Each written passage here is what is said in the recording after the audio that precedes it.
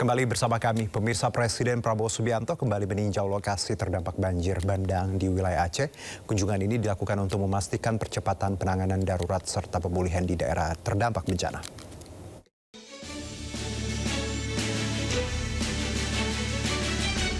Presiden Prabowo Subianto mendarat di Bandara Sultan Iskandar Muda Aceh dan disambut oleh Gubernur Aceh Muzakir Manaf.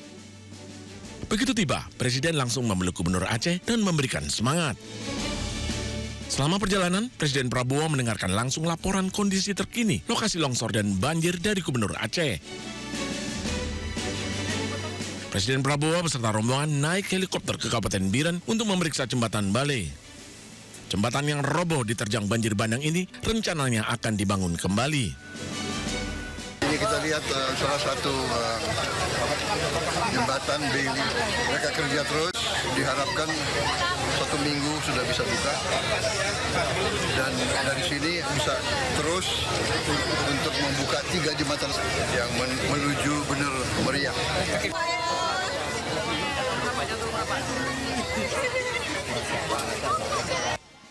Warga sekitar pun antusias menyapa Presiden Prabowo.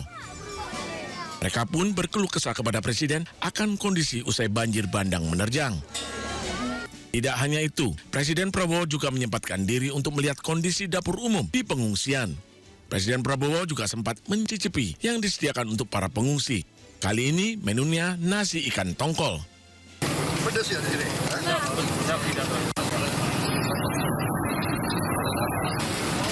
bisa ikan tongkol. Bisa Pak, kami beli di Banda Aceh. Jangan-jangan kalau saya datang baru Kedatangan Presiden sekaligus mengecek bantuan yang disalurkan pemerintah sampai ke masyarakat terdampak. Presiden juga inginkan para pengungsi mendapatkan gizi yang seimbang. Sementara itu, pemirsa, Presiden Prabowo murka dan meminta Mendagri mencopot Bupati Aceh Selatan Mirwan MS yang pergi umroh saat wilayahnya dikepung bencana. Sebelumnya Mirwan diketahui menyurati Gubernur Aceh mengaku tidak sanggup menangani tanggap darurat banjir dan longsor di Aceh Selatan.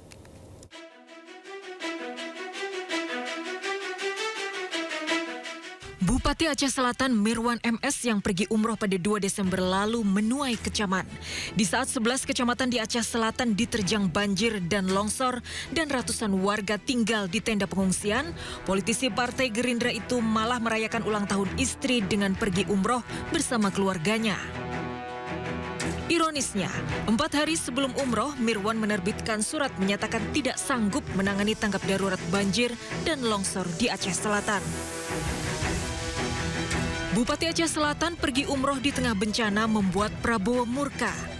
Mirwan dipecat dari Ketua DPC Gerindra Aceh Selatan. Saat memimpin rapat terbatas penanganan bencana di Aceh tadi malam, Prabowo juga meminta Mendagri memproses pencopotan Mirwan sebagai bupati. Terima kasih ya para bupati. Memang kalian dipilih untuk menghadapi kesulitan. Kalau yang mau lari, lari aja, nggak apa-apa ya. Copot langsung. Mendagri bisa ya di prosesnya di. Bisa. Itu kalau tentara itu namanya desersi itu. Ya. Dalam keadaan bahaya meninggalkan anak buah. Waduh, itu nggak bisa tuh. Menteri Dalam Negeri Tito Karnavian menegaskan kepergian Mirwan melanggar aturan lantaran cuti umroh yang diajukan ke Gubernur Aceh Muzakir Manaf ditolak, tapi nyatanya Mirwan tetap pergi. Inspektorat Jenderal Kemendagri akan segera memeriksa Bupati Mirwan. Tim Liputan iNews melaporkan. Tetap berangkat ibadah umroh saat wilayahnya dilanda bencana. Dalam klarifikasinya, Mirwan mengaku berangkat ke Tanah Suci setelah kondisi Aceh Selatan membaik.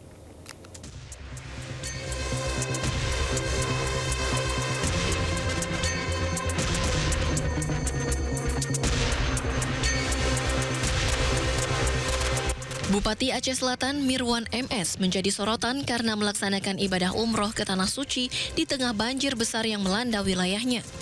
Sedikitnya 11 kecamatan di Aceh Selatan terdampak bencana. Banyak warga mengungsi dan minim bantuan. Bupati Aceh Selatan sebelumnya mengajukan izin umroh ke Gubernur Aceh pada 24 November 2025.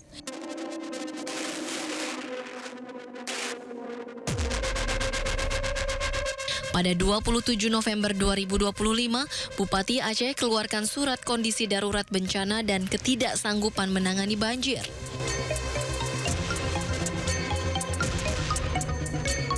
Surat Gubernur Aceh tanggal 28 November 2025 menyebut tidak mengizinkan Bupati Mirwan untuk berangkat umroh.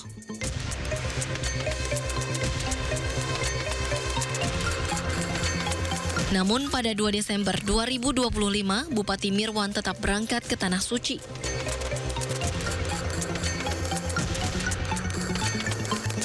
Kemudian pada 5 Desember 2025, Aceh Selatan kembali dilanda banjir tanpa bupati.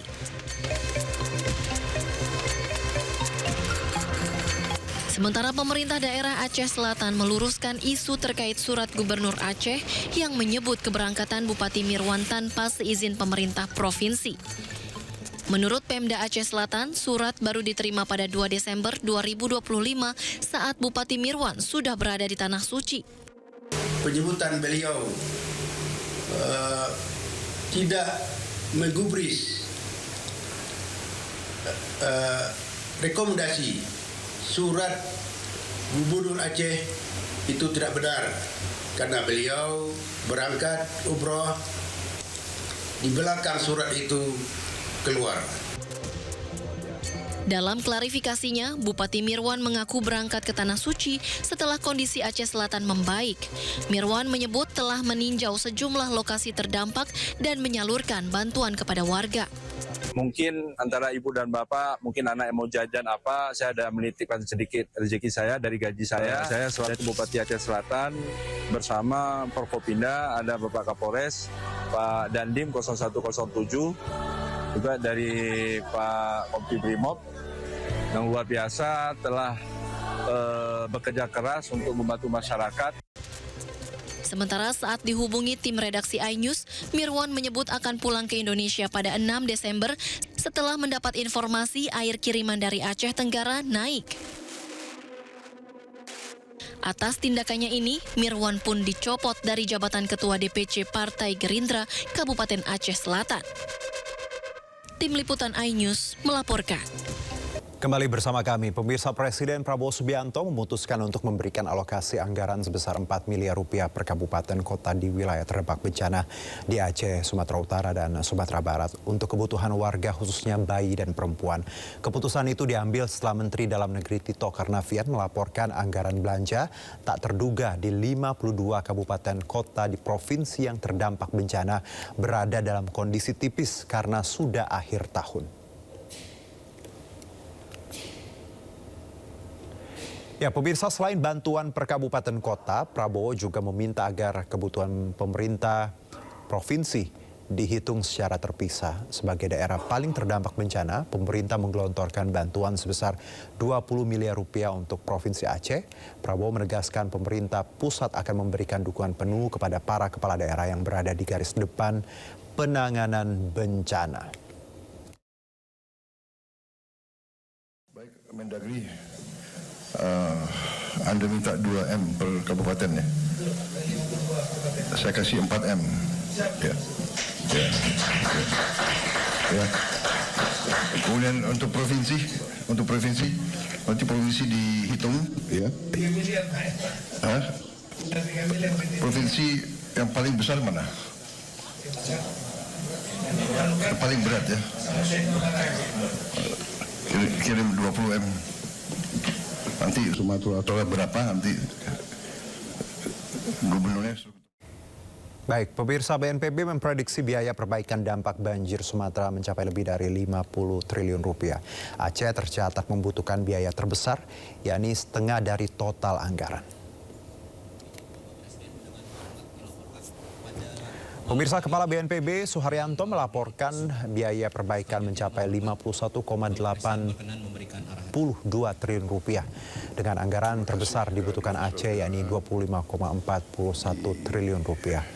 Hal ini disampaikan Suharyanto saat mengikuti ratas penanganan banjir Sumatera bersama Presiden Prabowo dan jajaran Menteri Kabinet Merah Putih di Lanut Sultan Iskandar Muda, Aceh, Minggu kemarin.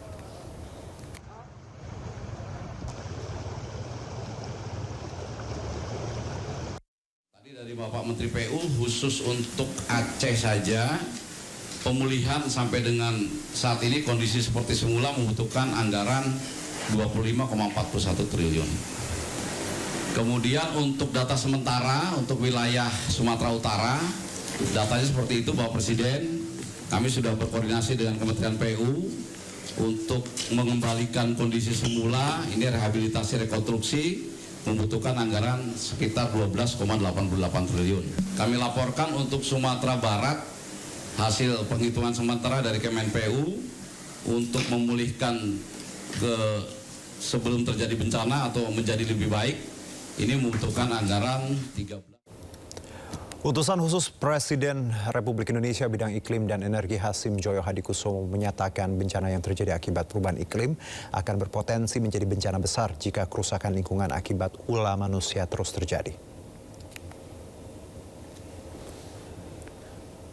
Hasim menegaskan perlu mitigasi dan edukasi kepada publik untuk menjaga keberlanjutan bumi. Pasalnya hingga saat ini masih banyak pihak-pihak yang belum memahami jika aktivitas perusakan hutan merupakan pelanggaran serius. Hasim juga menegaskan komitmen pemerintah dalam memimpin upaya penanggulangan perubahan iklim global. Negatif daripada perubahan iklim yang dahsyat luar biasa dan mengakibatkan ribuan korban bukan hanya di Indonesia tapi bahkan juga di negara tetangga ya. Dan saya kira dengan sendiri saya bisa katakan bahwa ini akan terus-menerus terjadi. It's going to keep on. Ini yang betul. Selama manusia ya, bukan bangsa Indonesia saja, tapi manusia tidak menjaga lingkungan kita.